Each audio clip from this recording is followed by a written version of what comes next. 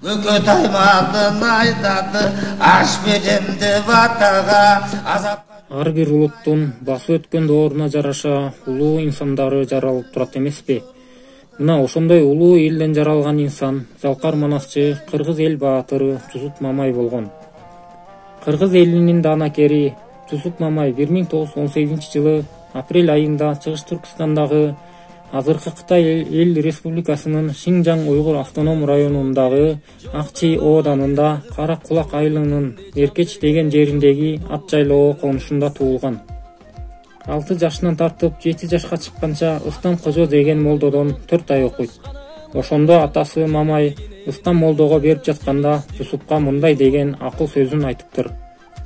Мурунку өткөн баатырлар 9 жашында эле жоого барчу экен. Сени мен 6,5 жашыңда молдого берип жатам. Көзү ачылып кат окусун, көөнү ачылып аңгеме, жомок, дастандарды окусун. Мен өлсөм же энең өлсө бизге ыйман айткандай болуп калсын. 7 келме 5 ыйманды ачык билип алсын деп молдого алып келдим деген экен. Атасынын аркалап сүрөгөн сүрөөнү менен жүрүп, Жусуп кат таанып, сабатсыздыгын жоюу жолун ушундайча баштаган. Ал кат сабаты жоюлган соң Ташкент, Стамбулдан чыккан китептерди окуй баштайт. Китептерди окуганы менен өз алдынча кат жазууну биле албайт. Анын себеби өзү айткандай, Казан басмасынан чыккан ариптер кошулганда ачык айырып биле албай бир топ кыйналып жүрөт. 1926-жылдан 1927 башталышына чейин Кашкарлык Назар Каары деген молдодон 2 ай окуйт. Ошол эле жылдары Сөнакун деген молдодон да окуйт. 1931-жылы ат башыдан Абылда Кулчун башчылык кылган көп адамдар Кытайга качып барат. Барган адамдардан Жусуп славян, латын жазуусун жана эсеп чотун үйрөнөт. Ошол эле жылы айыл арасында мектеп ачылат да сабатсыздардын катарына кошулуп кат жазууну толук өздөштүрүп чыгат. Бала кезинен тартып билимге берилүүнүн натыйжасында эле ар нерсеге ыктуу, ыргашыктуу, көркөм өнөргө ышкыбос болуп, өз кызыгуусун арттыра баштайт.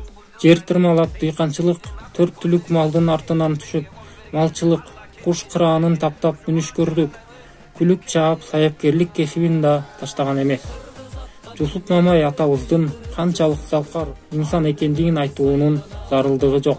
Анткени өмүр баяны, жасаган эмгектери, калтырган тарыхый адабий мурастарынын өзү эле айтып турат.